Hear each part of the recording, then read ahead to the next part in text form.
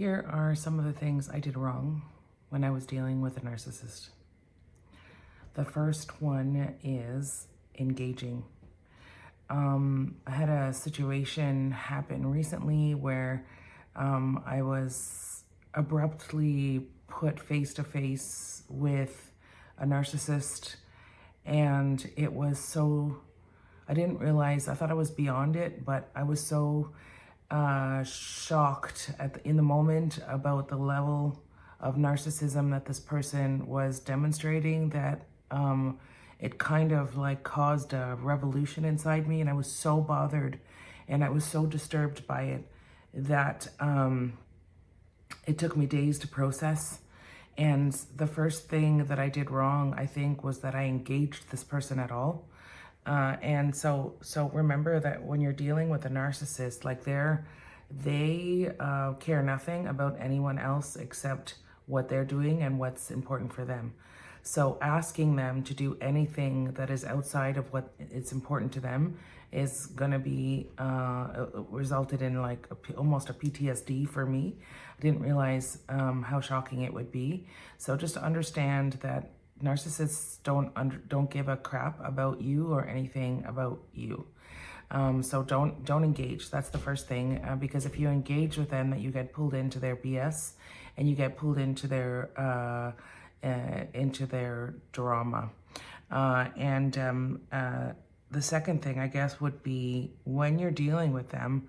I've heard a lot of talk of this gray rock situation. Is don't if they're your family members, or if they're your coworkers or your family or anyone, really just have one word answers for them, and don't try to engage in anything further with them, because the more you do, the more you give them, the more ammunition you're gonna actually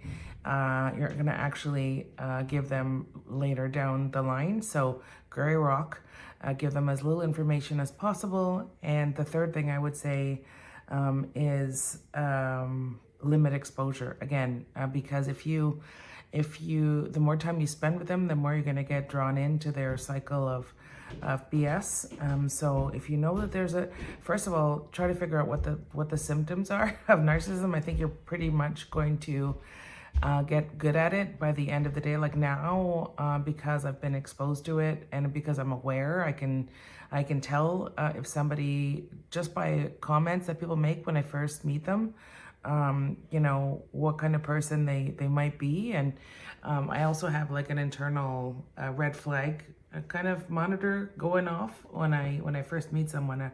I think that's instinct, or like my internal guidance system is saying, okay, red flags on this person. And usually my gut is never wrong. So always follow your intuition. If something feels off with somebody, it's because it is off with that person.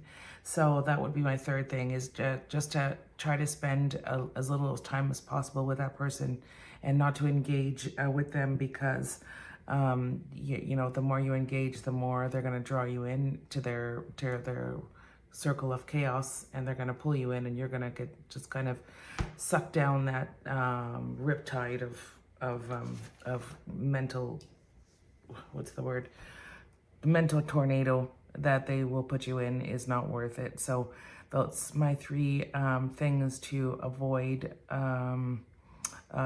engaging with narcissistic people. And if you do, just try to minimize gray rocket and limit exposure, because there's no winning that situation. There's no getting out of it alive sort of thing. So yeah, those would be my three things to do.